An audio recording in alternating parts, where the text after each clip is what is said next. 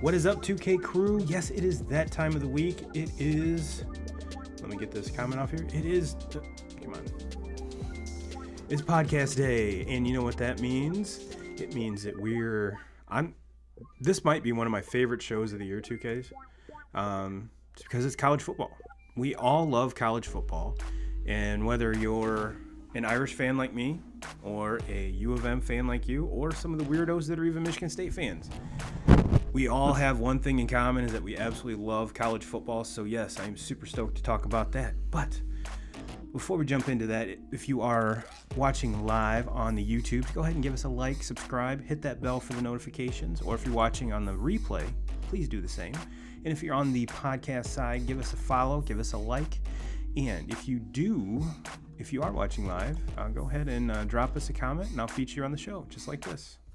So with that being said, 2Ks, let me run this here.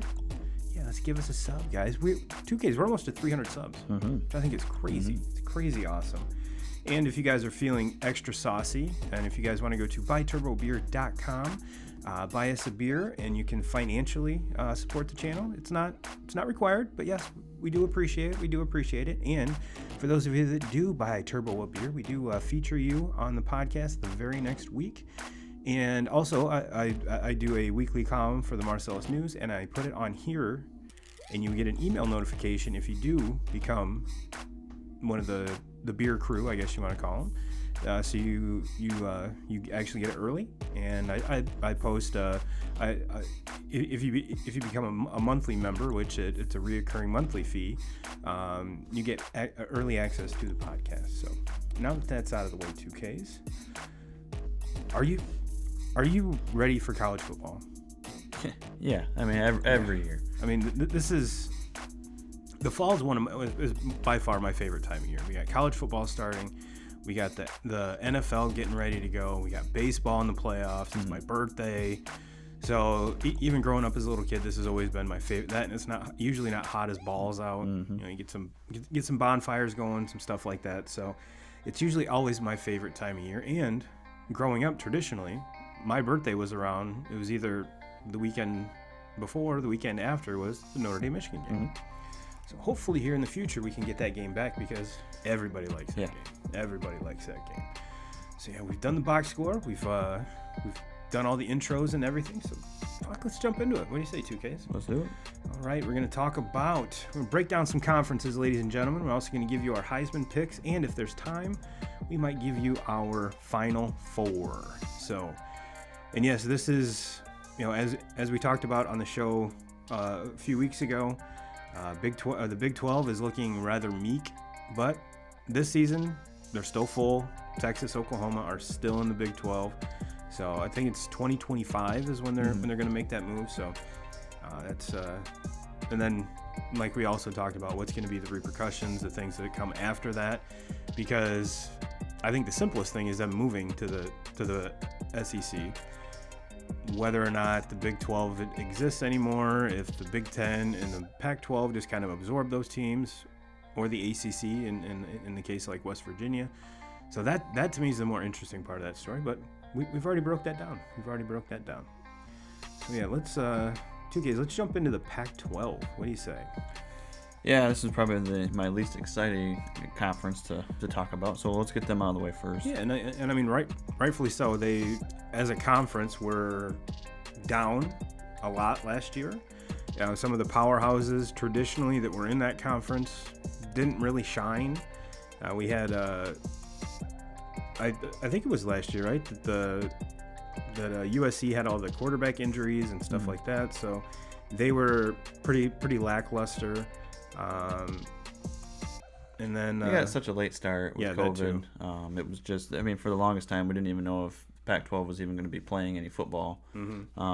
So I think it was just them not getting started until so late, and a lot of these other teams being 5-6 weeks into their season by the time that these guys started. I think that you kind of just had to throw every team in the Pac-12, you had to just kind of throw their seasons out going into the postseason play, because we just hadn't seen enough of them. And then what little bit we did see, there was really no team that stood out to us. I mean, there was some solid football teams in the conference, but as far as teams that could stand out and compete with some of these other schools, going into the postseason play, there was nobody that could play with the Alabamas or the Clemsons or Ohio State or anybody like that.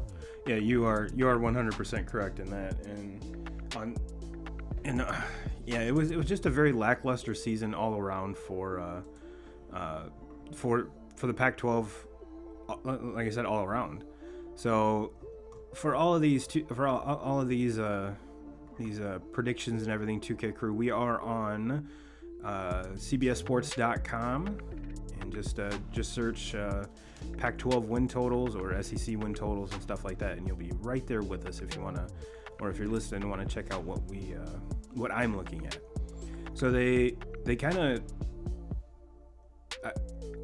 I was trying to find a more comprehensive list than this because I wanted him to list like from top to bottom, but this one does, but it's in alphabetical order. So they start off with Arizona, which obviously Arizona is not really a powerhouse by any means, but they have the over/under with them at 2.5 wins. Arizona State at 9 wins, which then they got Cal at 6 wins, Colorado at 4.5, Oregon at 9. Oregon State at 4.5, Stanford at 4. Stanford's fallen off big time. UCLA at 7, USC at 8.5, and Utah at 8.5, and Washington at 9. Washington State at 6. So what kind of jumps out at me with all of this is there really isn't. Out of all these teams, there really isn't a sexy quarterback. I mean, there's it's not even listing who the USC returning quarterback is. But usually in other conferences, there's the sexy quarterback, there's the sexy team. But I think you hit the nail right on the head when you said that there's nothing sexy about this conference at all last year. So for us to, kind of get pumped up and excited and build some, juju around this, it's kind of hard. It's kind of hard. Now, when you look at the over/under win totals, I mean, they have the highest over/under is 9. So either that tells me that they think that the conference itself is going to be very, very competitive, or just the teams themselves aren't going to be very competitive, which 9 wins is a pretty hefty toll, yeah. But once we get into some of these other conferences, you're going to see the over/under be set up a lot higher for the favorite. So I've got USC winning this, even though Washington I think is the favorite at the 9-win mark. But yeah, this is they do have says the team gets they need quality quarterback play from either Dylan Morris or 5-star freshman Sam Heward, and it says it can emerge as the conference champ. Washington is like I said, can be a good squad, but I've got to stick with USC on this one. Where are you at with this? Yeah, we're gonna get a good gauge early in the season with Michigan and Washington playing week 2. So we're going to get an idea of what we kind of have with both teams, because I think both of those teams are kind of a mystery going into this year. Obviously, the shortened season for both of them last season, Michigan was just fucking terrible, and then Washington they weren't bad, but they're starting over too. Their quarterback left for the NFL, so they're going to have. The only thing really that I've heard about them is they have pretty much all their offensive line coming back, so they have experience there. And then with USC, they've been ranting and raving about this, a 5-star freshman quarterback there. So I think USC, Washington, but you never can sleep on Oregon either. Oregon's another team that they always have the athletes there, and it just seems like they find a way to win a lot of football games, and they always have a very solid quarterback on their team. So. You're right there. That quarterback play for them is always solid. Is it super stellar? Probably not since Mariota left, but it's been serviceable. I mean, even though Chip Kelly isn't there any longer, that same mentality. Don't forget about Justin Herbert. Yeah. I mean, So it seems like they always are a team that, maybe us over here living in the Midwest, we kind of sleep on them a little bit, and you think about. I know first for me, when I think of Pac-12 football, the first team that comes to mind is USC every year. Because you think back to. The Pete Carroll and with Leinart and Reggie Bush and how good those teams were there for years. I mean, they were the class of college football. They were what Alabama is today. There for a time. And so now today, when I think of Pac-12 football, the first thing that goes through in my head is USC. Well, recently USC hasn't been. It's been Oregon that has kind of dominated that conference, and Washington has been very solid, and even Colorado is another team that's been good there. But this year, I think if I had to, pick my winner, who I expect to win, I think I'm going to go USC. Yeah, I said it's, and it might be getting back to your point where you do think of USC being the class of that conference. Maybe it's just because as a Notre Dame fan, we play them every year, aside from last year, of course. But no, historically, I mean, they've gotten Notre Dame's GOAT more than Notre Dame's gotten theirs, kind of historically. So that's, and they recruit every year. I mean, and like they might not be the best team in that conference at the time, but every year when you look at recruiting, the statistics of your recruits, how many, some people might sit here and tell me, you can't look into the 4-star, you can't look into the 5-star. Bullshit. Right. Bullshit. You do look into it. Don't give me that shit that you don't look into it. Alabama's pulling 5 stars every single year. There's a reason why they're there at the top. Yeah. Ohio State, same way. There's a reason. Clemson, same way. So when you're pulling those 4 or 5-star recruits, look, I get it. There's 3 stars that come out of the woodworks and they turn into great careers and maybe drafted in the first round in the NFL. But 4 and 5 stars are the guys that are consistently making it into the NFL year in, year out. They're the guys that are being drafted on night 1 of the NFL draft consistently. You might have 2 or 3 guys that sneak through the cracks and come from being a 2 or 3 star, and USC is a team that even on years where they're not, as good as some of these other teams, they still out-recruit everybody, and I think that's why they don't necessarily go away. It's kind of, you can kind of almost have that conversation with Michigan a little bit too, is even though Michigan has been, not to Michigan, I think to a lot of us, Michigan standards, they still out-recruit everybody in the state because they're simply Michigan. You can roll into some kid's living room and just say, we're USC, we have USC on our shirt, and we're going to get a lot of kids to come to that school just because we have USC on our shirt. So that's why I always kind of have USC is always kind of my favorite here in this conference, because they're just like they're the class. They're the class of that conference, in my opinion.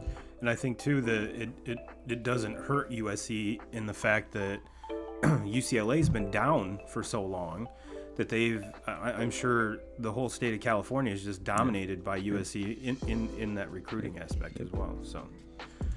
Right. Well, let's jump over to the Big 12 while we can before they're no longer with us, because I think it's just a matter of time once Texas and Oklahoma leave that the Big 12 will be no more, and we'll see a gigantic shift in the conference landscape. But until then, again on CBSSports.com, they've got. Let me make sure I'm not missing a team here.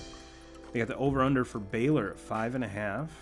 Iowa State at 9.5, Kansas at 1.5, Kansas State at 5.5, Oklahoma at 11, Oklahoma State at 7.5, TCU at 7.5, Texas at 8, Texas Tech 4.5, West Virginia 6.5, and since we're on this,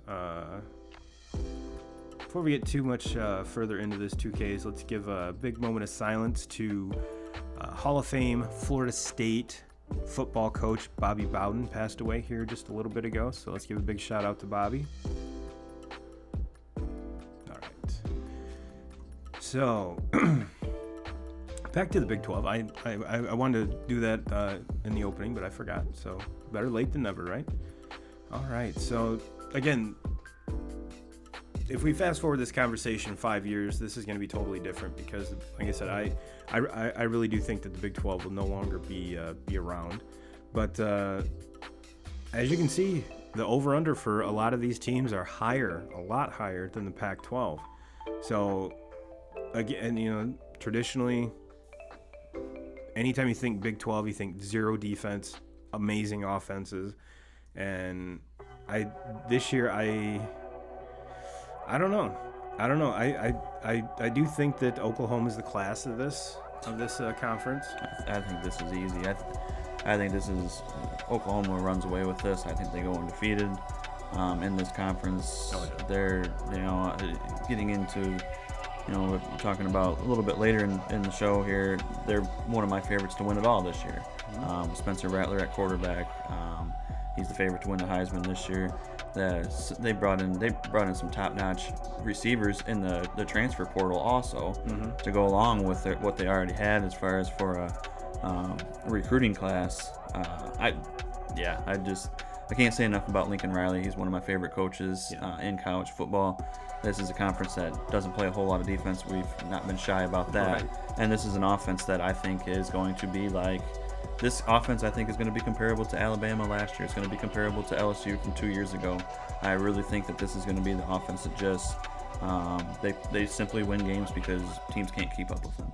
And then that's what it's been in the Big 12 because the lack of defense. Now what's gonna pave Oklahoma's path to because I think they're a shoe-in for the football playoff, but what's gonna kind of pave their way in that playoff is if and when they play defense.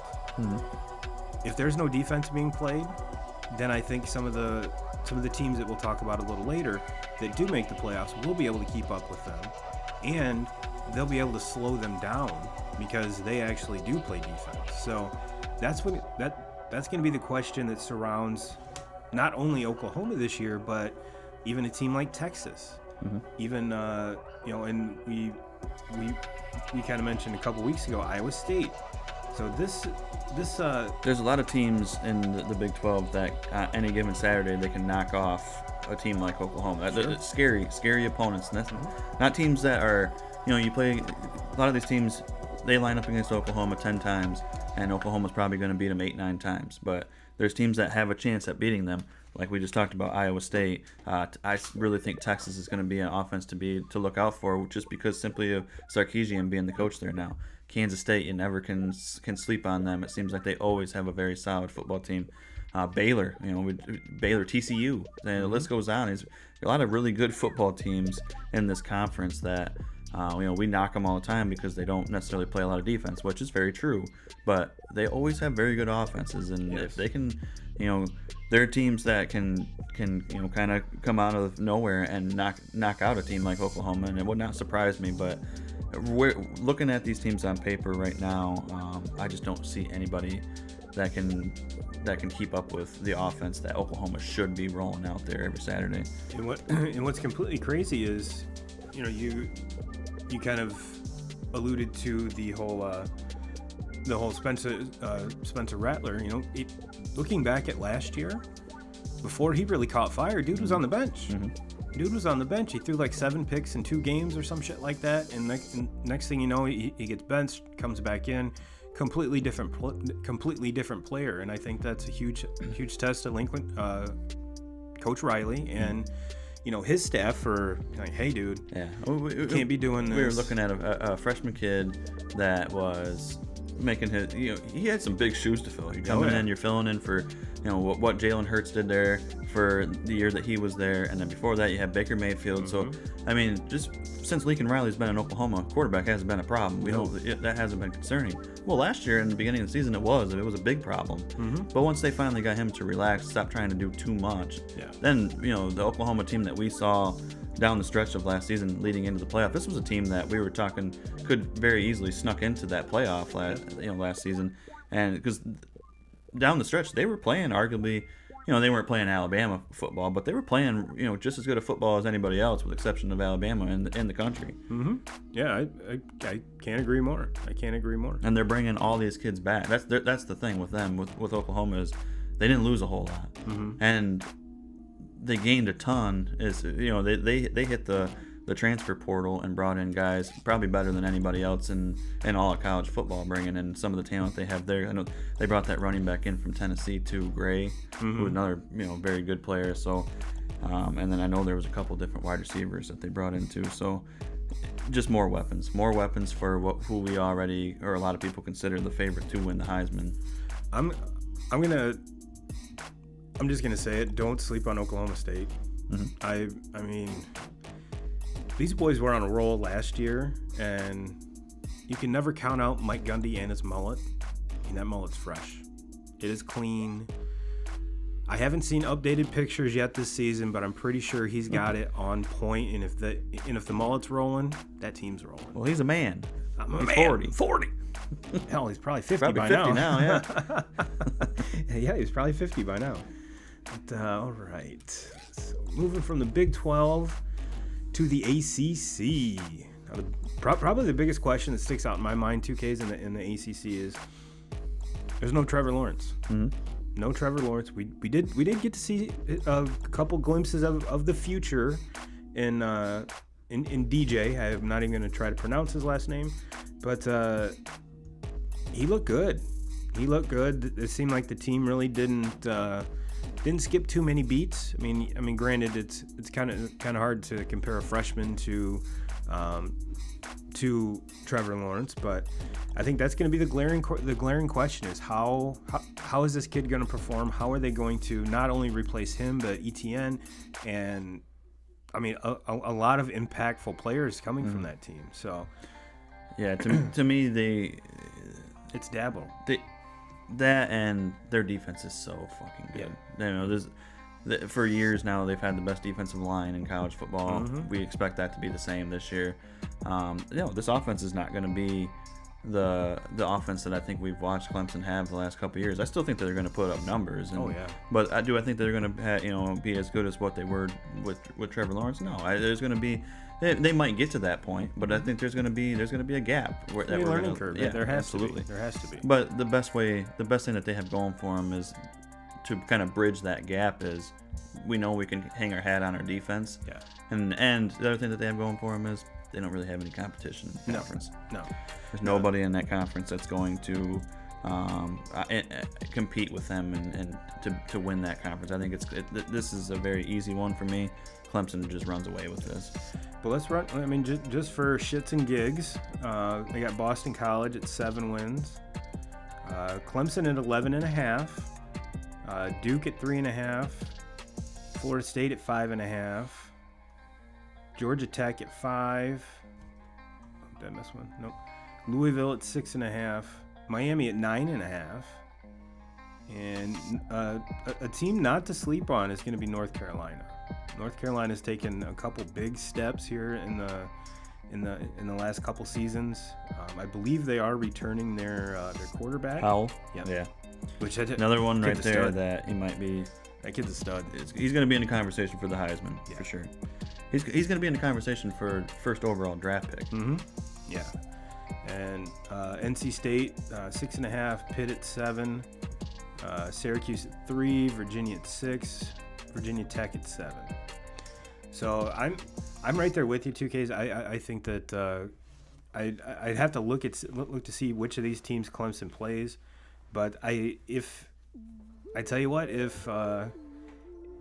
they were happen to get like a Miami early or a North Carolina early, we could possibly see a potential bump in the road, but I have a feeling that Clemson would probably backload those in their schedule as opposed to playing them right off the bat. So I think yes, Clemson is your clear winner here, but like I said, don't sleep on North Carolina. Yeah, I mean just simply because they have the best quarterback in this conference. So the most proven so far, yeah. So it's hard to just forget about that team, but to me, Clemson's defense is just so good, and they're full. This is a roster that has seen it all. There's nothing that's going to shock them to where a lot of these other teams in this conference, they haven't seen anything as far as big time postseason games or anything like that. So to me, I'm going to go with the experience. I'm going to go with one of the best college football coaches that I've ever seen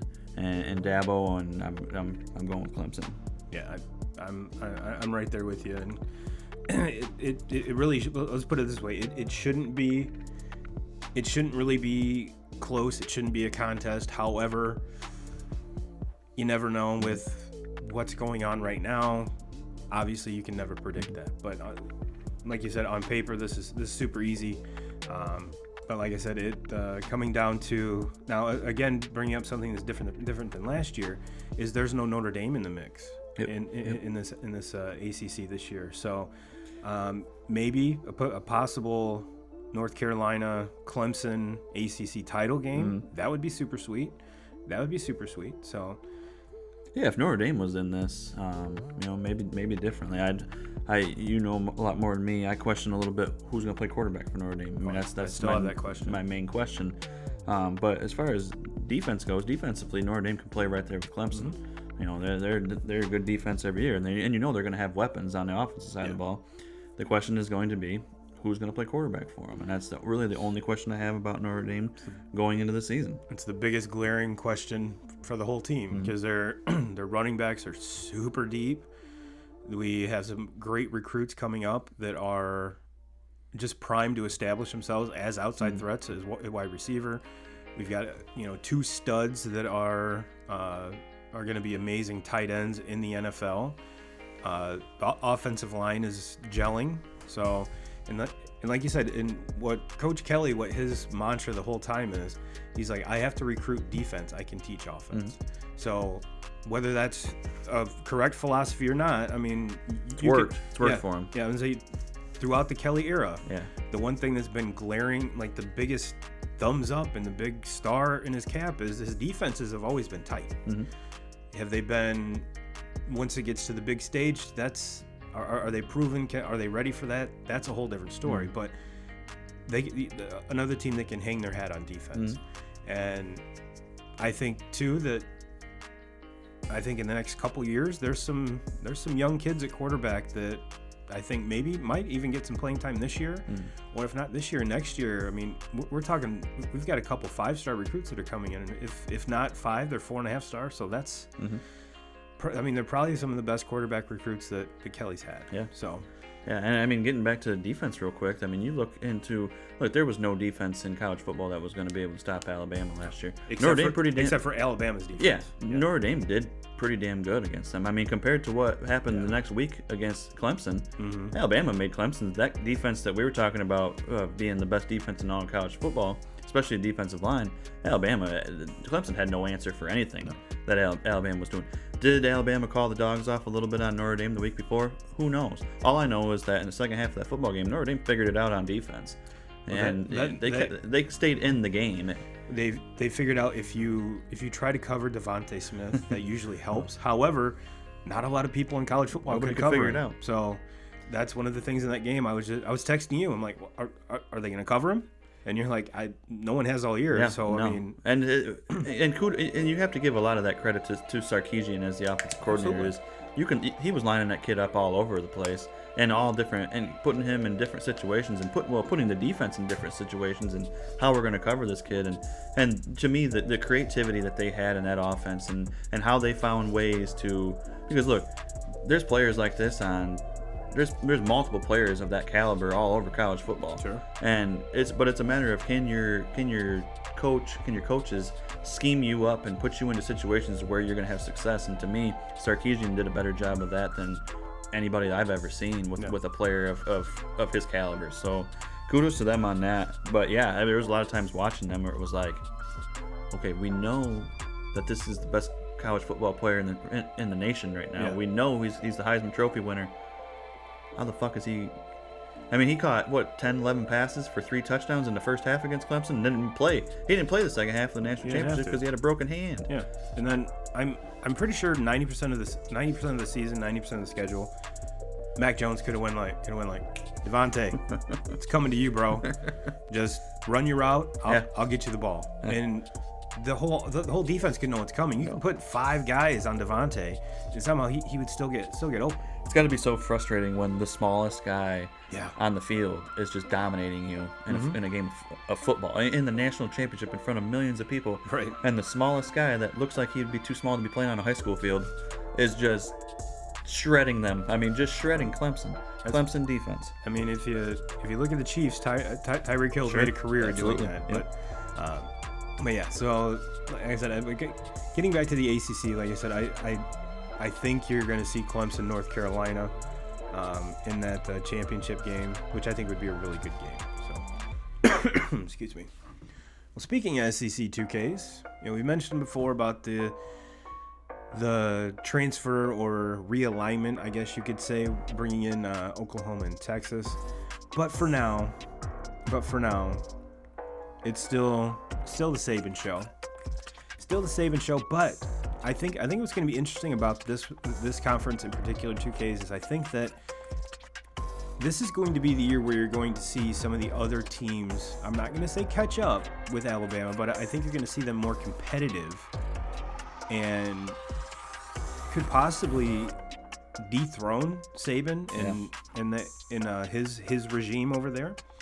But let me give you the win totals here. They got Alabama at 11.5, Arkansas at 5.5, Auburn at 7, Florida at 9, Georgia at 10.5, Kentucky at 7, LSU 8.5, Mississippi State at 6, Missouri at 7, Ole Miss at 7.5.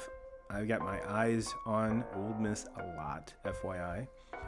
South Carolina at 3.5, Tennessee at 6, Texas A&M at 9.5, Vandy at 3. And that rounds that out. So, again, not a big shocker here that the big money is going for Saban and the boys. But again, with Clemson, they're losing Trevor Lawrence. Alabama's losing Mac Jones. And not only that, but you're losing your 3 wide receivers, running back. And obviously a shit ton of defensive players, because Saban always loses that. But he reloads. But can. This reminds me of LSU from a couple years ago. Exactly. The LSU team was so good. You think of Joe Burrow, and how good of a quarterback he was. And to me, we're talking about one of the best quarterbacks at college football level that we've seen in a long time. Especially statistically. Yeah. But a lot of that, you have to credit a lot of that to his weapons that he had. Oh, yeah. He had weapons. This reminds me a lot of that. Look, Mac Jones, and I'm not trying to disrespect the kid, but if you think he's going to go to New England and turn that shit around, like he had better weapons at Alabama. Yeah, like to me, he's a fucking dork. Like he's like every other goddamn quarterback that Alabama's had for years of just a fucking dork that whatever. Take out Tua. I don't consider Tua that. No. Tua had some swag. Yeah. And he could flat out sling it. Mm-hmm. Mac Jones was like, I don't think talent-wise he didn't have to do shit. No. You have the better weapons than anybody in college football. Like all I need to do is throw a fucking screen pass to Devonta Smith and let him take it to the house. Or Najee Harris. Yeah. Exactly. So I was not impressed with him, but he's gone. He's not there anymore. But every fucking weapon that Alabama had last year that was, a big deal. They're in the NFL now. Yeah. They're gone. First rounders, by the way. Can they reload? Look, I know that they'll reload. It's fucking Alabama. They're saving. But are they going to reload into a national championship contender this year? I don't think so. I think it's going to take. There's going to be a year. Look, this team's still going to compete to win the SEC, and they're going to possibly be there. And it would not surprise me if they slip in as the 4th seed into the playoff. But I think that there's better football teams in the SEC this year. The first one I'll throw out there is Georgia. I think Georgia's my favorite to win the SEC, just because they have guys coming back.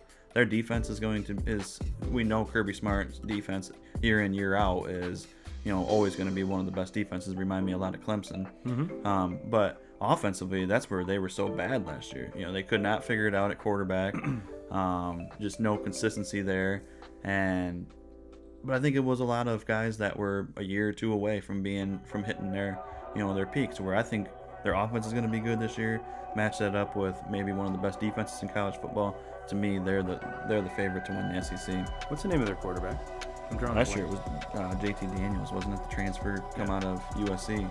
The analysis here says this is the year for Georgia. No, seriously, this is it. The Bulldogs are loaded on defense, one of the best quarterbacks in the country, a loaded backfield, and one of the best top to bottom rosters in the entire sport. Plus, they draw Arkansas as their rotating cross-division game and don't exactly have a daunting road schedule.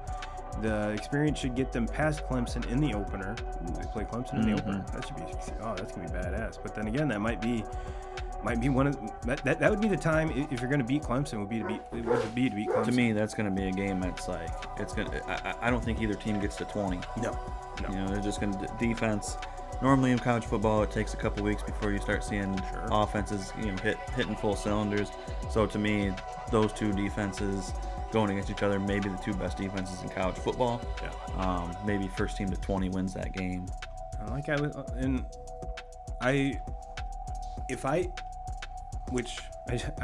shouldn't say if I was a betting man, but I would honestly have to look at their schedule. And I'm going to have to hammer the over on LSU at 8.5. LSU, I think, is going to be sneaky good. The analysis here says, write it down in ink. LSU is back. The Tigers have one of the most talented offenses in the country, an experienced defense that is no longer coordinated by Bo Pelini, and a healthy quarterback competition led by last year's opening day starter Miles Brennan. They have the potential to run the table, but since Ole Miss is so potent offensively, we'll miss out on the perfect regular season. With that said, over 8.5 wins is one of the best bets in college football universe. I agree. Like I said, I have not looked at their schedule. Obviously, these folks get paid to write, so I'm assuming that they did. Let's get down to. Look, LSU has to be. I mean, I agree with you. I think they're going to be. You're going to have to look out for them because. You know that the talent's there. Their defense is going to be very good too. How can you not love Ed Orgeron? Yeah, exactly. Come on. But how, with what they lost from 2 years ago in that national championship team, how did you expect them to come back out like and 17 out of the 22 starters or something ridiculous? On top of that, we're going through a year of COVID where we know that off-season workouts were not what they normally were. So now we have a bunch of kids that have never even played, played a down in college football. Are they great recruits? Absolutely. Yeah. But if you haven't played at that level or you haven't played at that speed, that's obviously going to take you time to get to that. Sure. Well, with the offseason being what it was last year, you know that they weren't getting the reps and the timing and everything that you would normally get in an offseason. And even when you have all that coming in, as you very rarely see freshman players or players that haven't touched the field and played at that are just going to step in there and click right off the bat.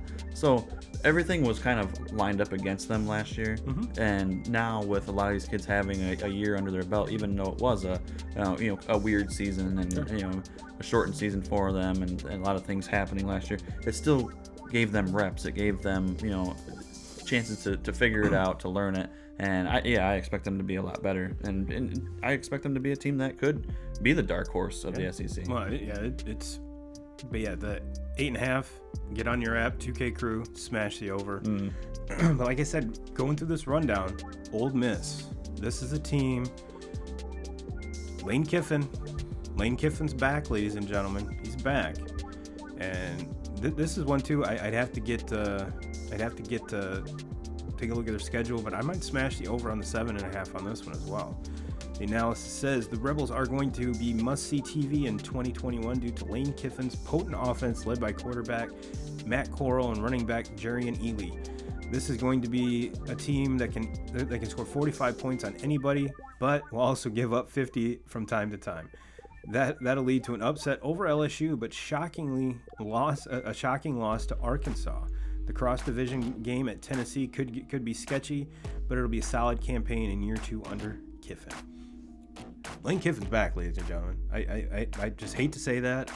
I've never been a Lane Kiffin super fan by any means, but yes, he did some sketchy shit in the NFL and stuff like that, but overall he wins. Mm-hmm. And now he's back under a bigger microscope in the SEC. I think that, especially going back to the Alabama days, when he was the OC, they were winning ball games. Now it's going to be all right, Lane, this is your show. This is the big show again. Can you win again? And I think if it's not this year, keep an eye out in 2022.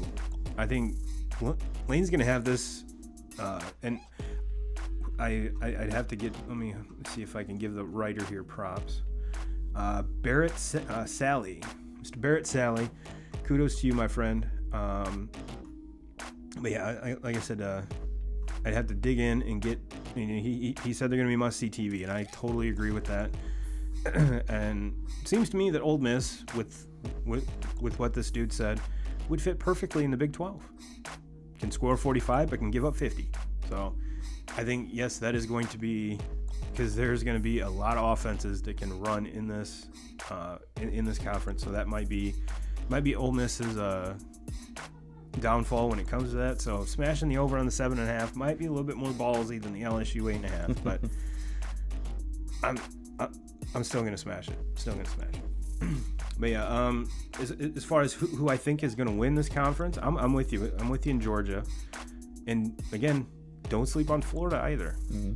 This might be probably one of the most, I guess, loaded SECs we've seen in a while. Yeah, it's going to be a lot more competitive because, like we already pointed out, Saban's boys, they're not proven. No, I just don't see how you can lose what they lost and not have a little bit of a setback.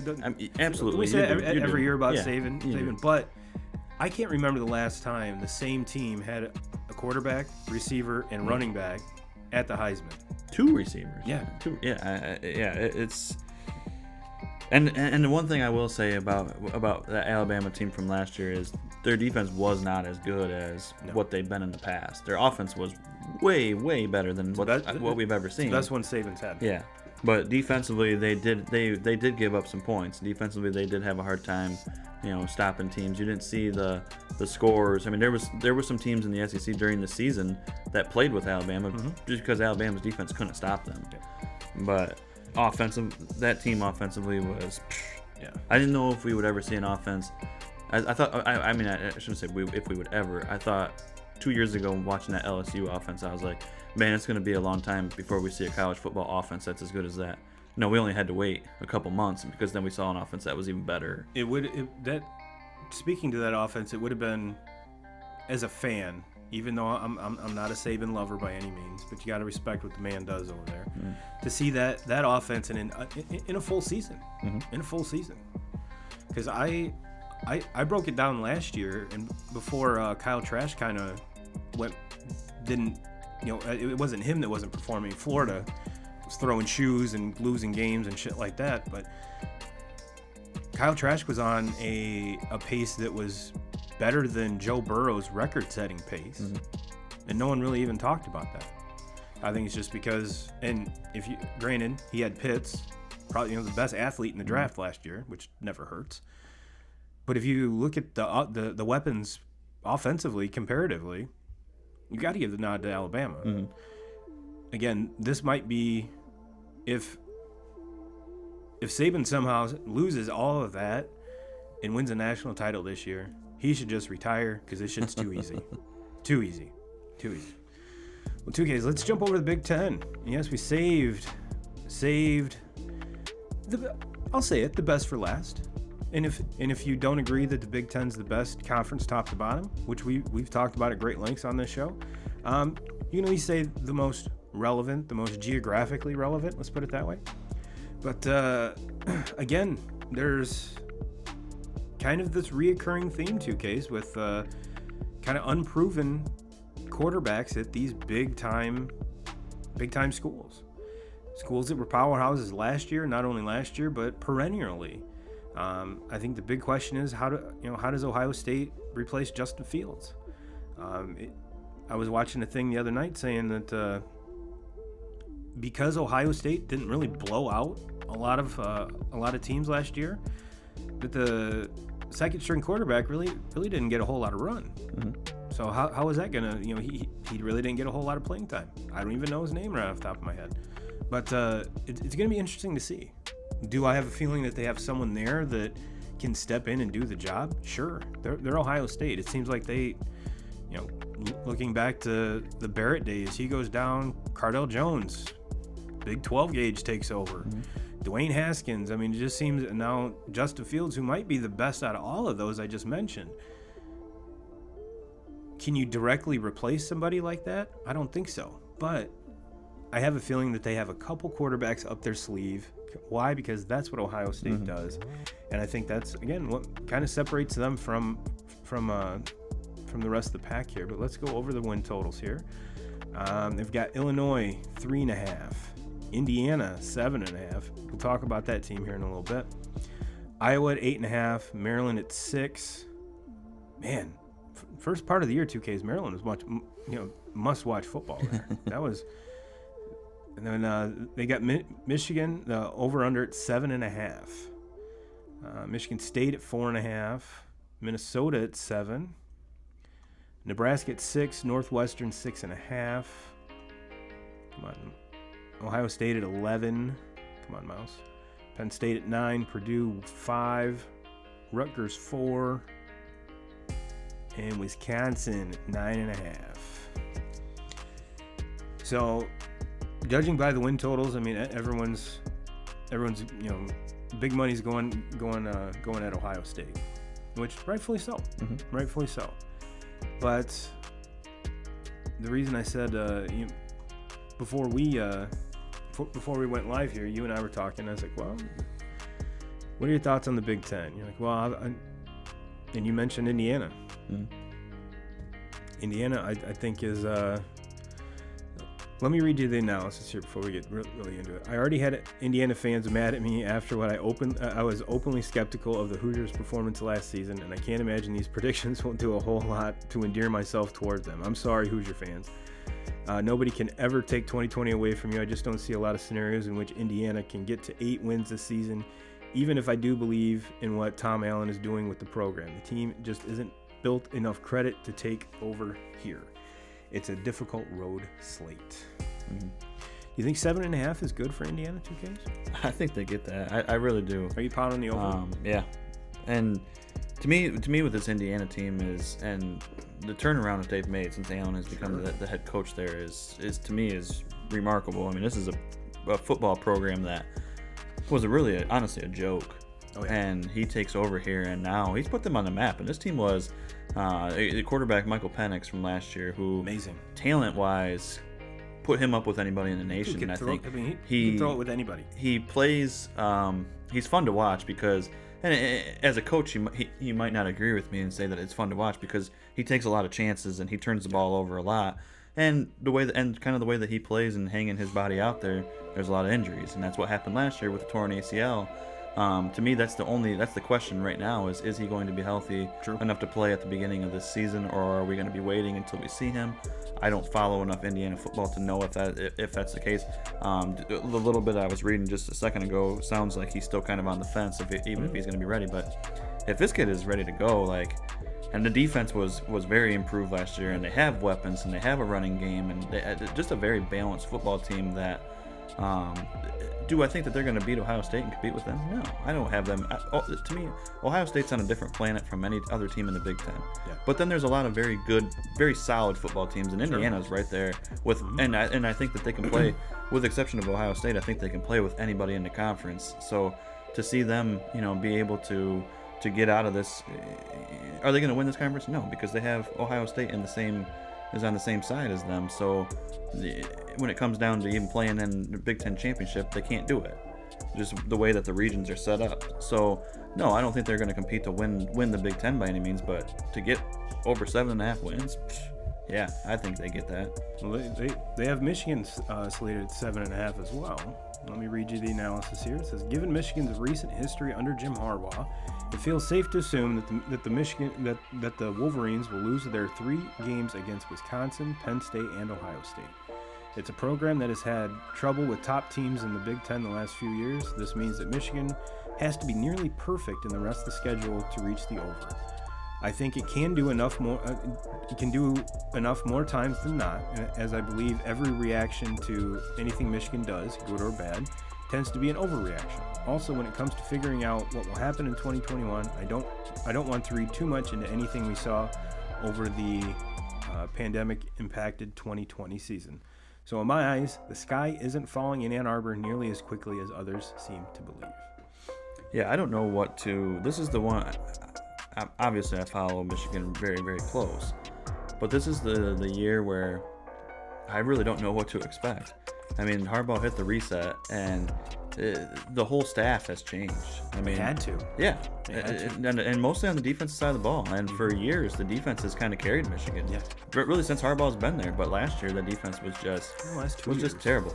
Yeah. And the year before they weren't terrible, but they were exposed big time, especially in the Ohio State game. Yeah. Ohio State's exposed them probably 3 years in a row now. Mm-hmm. You go back to the bullshit first down that they gave Barrett there 4 or 5 years ago, where Michigan should have won that game. But ever since that game, Ohio State's just kind of exposed Don Brown and that Michigan defense.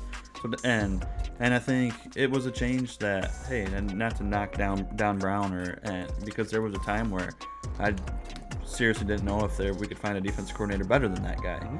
But he wasn't able to adjust to the change of the game, and he basically allowed Ohio State to beat them the same way 3 years in a row and never made an adjustment on crossing that. patterns. Yes, and so yeah, I'm excited. I'm excited to see the change. I'm excited to see what they do differently, defensively.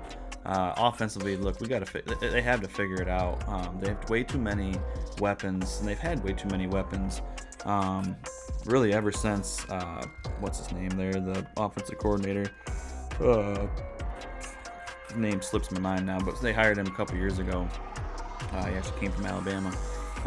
But ever since he's hired in there, they really haven't been able to figure it out offensively and be consistent. When they brought him over, if it's the same gentleman I'm thinking of, Harbaugh's big thing was ground and pound, run the ball. He was brought in to spread that out. Yeah, Josh Gaddis. Yeah, Josh Gaddis is the name. Yep. And and that was the thing. They were going to spread things out, and they've done that, but they just haven't.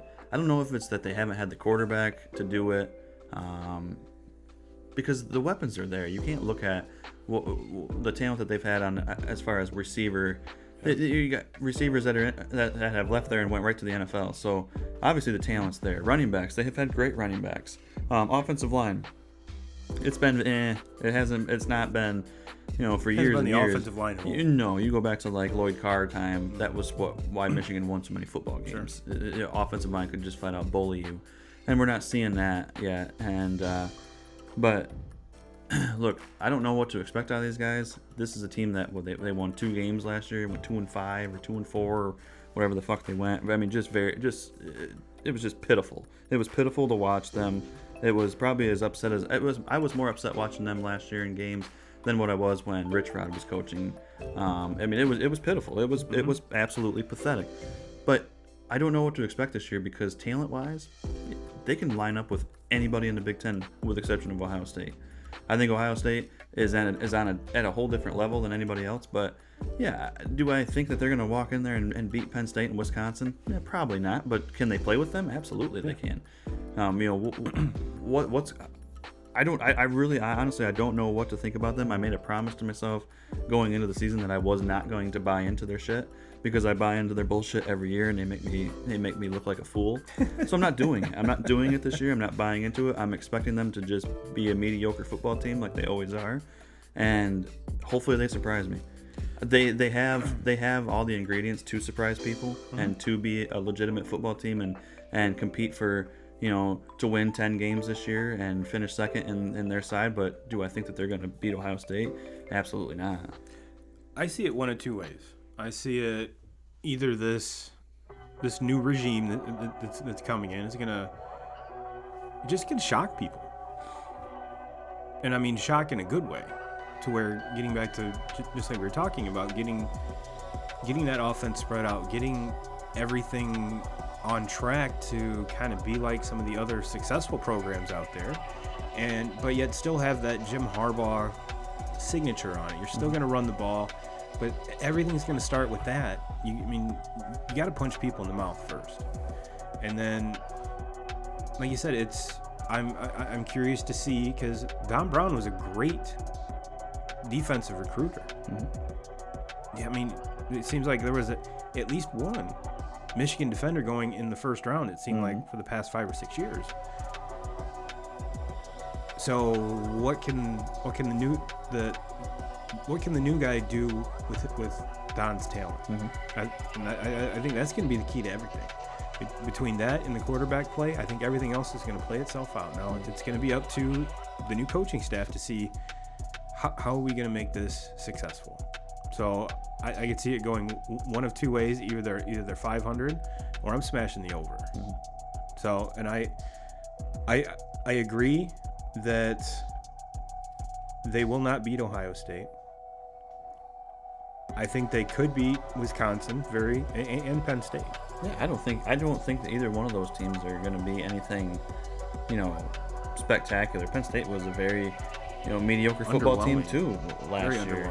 Wisconsin, you know what you're going to get out of Wisconsin. They're going to run the football. They're going to have a very physical offensive line, and they're going to play very good defense.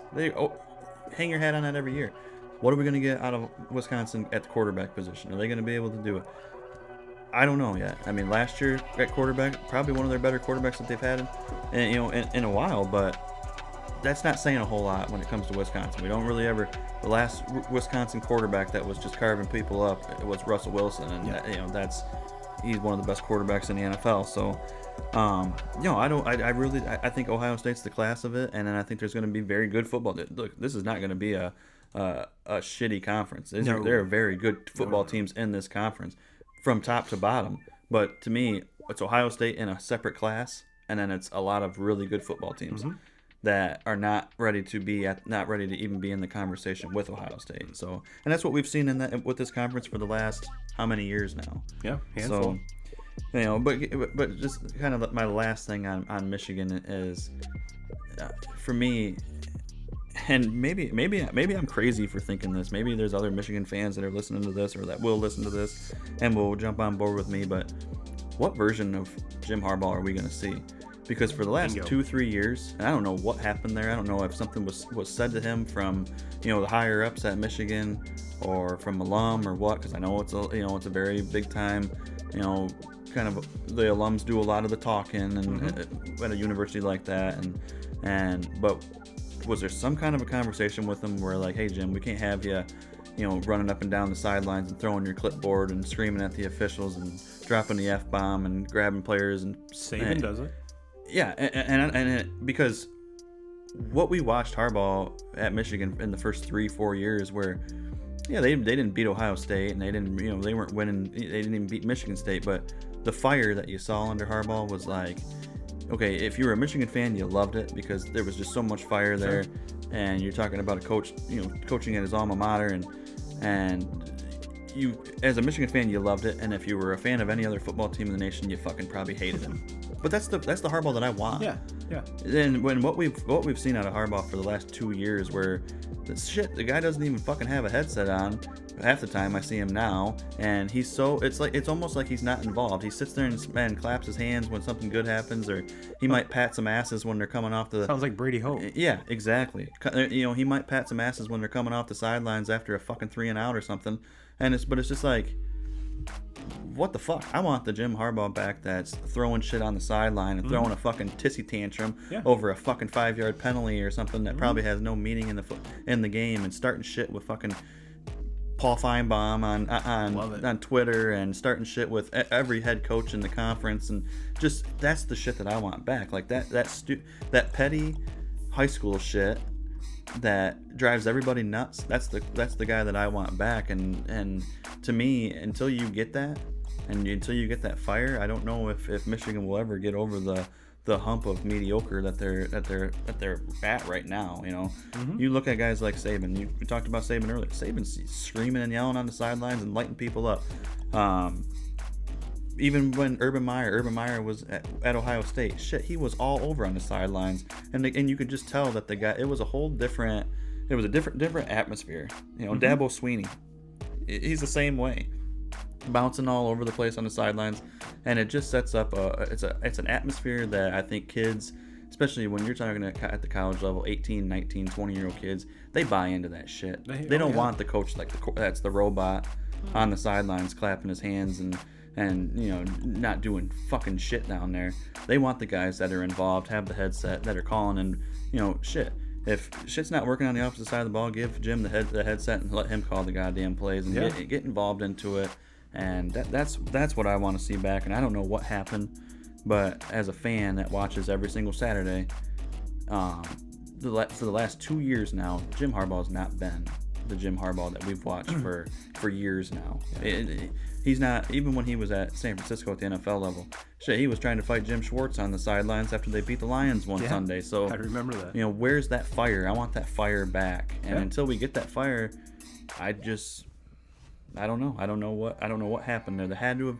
To me, he doesn't just change the way that he's been for his entire career as a player and as a coach. So there had to have been a conversation where somebody told him, like, let's pull it back. You got to pull it back a little bit. Well, fuck that. Bring it back out, Jim. All right. You heard it here first, 2K crew. 2Ks wants Harbaugh to whip it out. Whip it out. Whip it out, Jim. Whip it out, Jim. All right. Well, 2Ks, let's, since we've broken down the conferences, we've given you, I think we, even without saying it, I think we both agreed that Ohio State's gonna win this conference for sure. Well, let's jump into some Heisman talk. We talked about some of these guys already.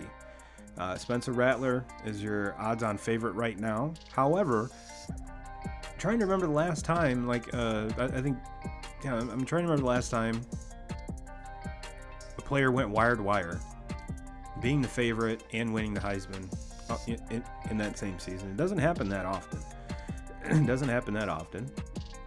We got Spencer Rattler up top, DJ, whatever his last name is, from Clemson. Bryce Young from Alabama. That's the Alabama starter. JT Daniels, quarterback at Georgia. CJ Stroud, Ohio State quarterback. Sam Howell, that's our North Carolina boy. Matt Corral, Ole Miss. We talked about him. One of the guys we haven't talked about yet is De'Aaron King from Miami. That kid was on fire before he got hurt. So that's going to be exciting to see him. And then the first player that pops up that is not a quarterback is Baijan Robinson, running back from Texas, and Keldon Slovis, that's the name of the USC quarterback. Jaden Daniels, quarterback from Arizona State. Emory Jones, quarterback in Florida. Desmond Ridder.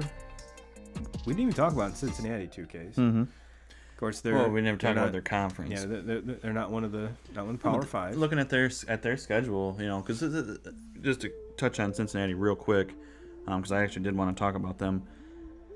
And the schedule is what held them back last year. They go undefeated and they're not even considered to be in the conversation for the four. And they don't play a very strong schedule this year, but they have 2 games on their schedule that could potentially be really big wins for them. Oh yeah. Indiana being one and then they also play Notre Dame. Ooh. So if they run the table and they go undefeated and say Notre Dame is in South Bend, I believe so, and say that they have a win over Notre Dame and Notre Dame goes into it with 1 loss on their or 2 losses, is Cincinnati going to be? Because we talked about it. There's a lot of teams that I think that there's a couple teams right now, especially a couple teams that I have in mind that you could really kind of just like they're gonna be there. I think Ohio State, they're gonna be there. I don't think there's anybody in the Big Ten that can beat them. So to me, they walk into the Final Four because they're gonna be undefeated. Oklahoma is another team that I consider. I don't think anybody's gonna beat them. Maybe with the strength of schedule that they have, they do take 1 loss, but I still think that they win the Big 12. That gets them their automatic bid to it. So then it's gonna come down to what happened. Is the SEC going to be able to get 2 teams in there? Is the Big 12 going to be able to get 2 teams in?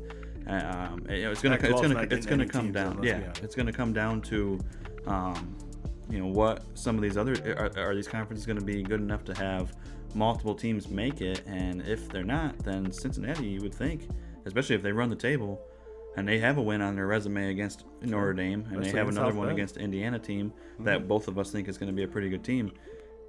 I don't know. I would like to see it. That's why I'm pressing so much to see a 8-team playoff or a 16-team playoff, is because I want to see these other teams get a chance. And and right now, the way that this is set up with 4 teams, if you're not in a major conference, you're not getting in. Unless something crazy happens, you're not getting in. And Notre Dame's kind of provided that how to, but the only way to do it without being in one of the Power Fives is you have to win out. Yeah. And a lot of times have a lot of style points doing it. And you want, so like as a team like Cincinnati, like, yeah, you want to, the knock on them is going to be, well, you didn't play anybody this year, so you need to schedule somebody. Well, these other teams, do you think these big time teams want to schedule Cincinnati in the middle of their season? No. Fuck no, they want to avoid the team like Cincinnati. Well, we kind of ran through the top 10 here. I think that's 10. 1, 2, 3, 4, 5. Yeah, about 10. I'm going to give you my dark horse here just because I love this kid's name. Tank Bigsby, running back from Auburn. And we've seen some badass running backs come out of Auburn, so keep an eye on him. Right now he is at cool 50-1 to win. So yeah, I'd throw a couple bucks on him. Another one to kind of look out for is Malik Cunningham, the quarterback out of Louisville. Let's see here. Is there some other ones here? Seems like Bo Nix has been at Alabama or at Auburn forever. He's on here. He's currently at 50-1 as well. And I think this is kind of Max Johnson, quarterback, the LSU quarterback's coming in at 66-1. I have a feeling that if LSU does what you and I think they're going to do, that kid's not going to be at the bottom of this list. He's going to be towards the top. So, but yeah. Are you riding the favorite 2Ks? Yeah, I am. Yeah, I think I said it earlier that Oklahoma's a team that I think is going to be, to me, that if I was going to pick my national championship winner without watching any football right now, Oklahoma would be the team I'd pick. Spencer Rattler would be my favorite to win it. Guy Sam Howell is another one. Talent-wise, we talked about North Carolina. Can they be a team that can compete in the ACC? Can they be a team that can get over the hump of Clemson and win that conference?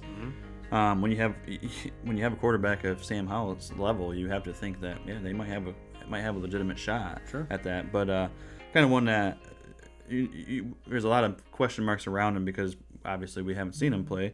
But C.J. Stroud in Ohio State. Ohio State offense is always going to put up points.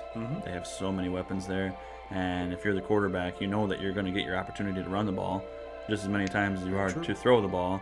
And so, to me, anybody that's on Ohio State's offense, especially such a high-power offense like that, and you're the quarterback, you have the reins to that. You have the keys to that Ferrari. Your name's going to be considered, and it's going to be up there. So he's another one that I would look out for. I'm going to hammer JT Daniels. I think that Georgia team, like we talked about earlier, is just too talented. And on top of that, where he's going to get run that Sam Howell and a couple of these other guys aren't going to, is just because the team around him is going to be so much better.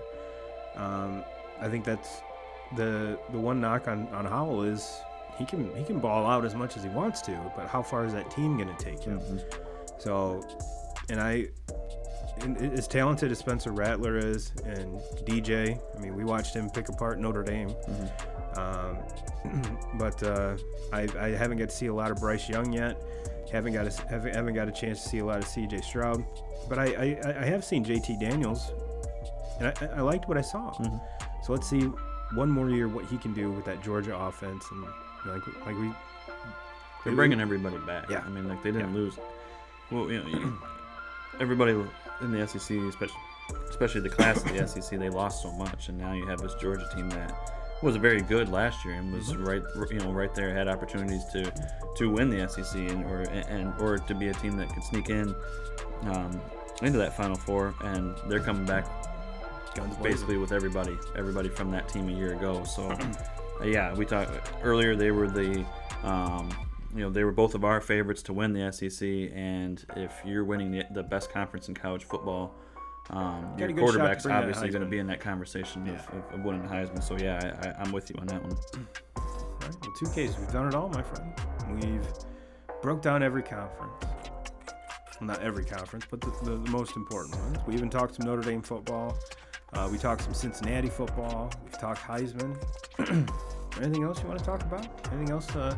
Any bows we need to tie? No, I mean, my last thing I'm going to say on college football and college football talk is I'm calling it right now. Alabama doesn't make it to the Final Four. Oh, you heard it here first, 2K crew. You heard it here first. Yes, he beat Skip Bayless to it. He's going, and I'm kind of there with you. And this actually might be a year where we see neither Alabama or Clemson. Yeah. I mean, I think Clemson has a better chance to return than Alabama does, but you never know. I think it's going to get, especially with the losses those two teams are going to have to overcome. That's a lot to ask of any team, let alone, a Dabo and a Saban team, even though they reload every year. Trevor Lawrence is a once-in-a-lifetime talent. So, again, if you're going to get Clemson, get them early in the season. And with teams breathing right down their backs that are keeping up with them, or if not, in my opinion, getting better than those two teams, this could be the year we see both of them. But I think we're both in agreement. We're not going to see a Pac-12 team in the Final Four. No. All right. Well, 2K crew, I want to thank you for joining. Thank you again for all that you do. If you want to get in the 2K crew group on Facebook, go over to facebook.com/group/2K crew, answer the questions, and I will let you in because we have one of the best groups on Facebook, period, end of story. And for everyone on the YouTube side, go ahead, like, subscribe, drop us a comment.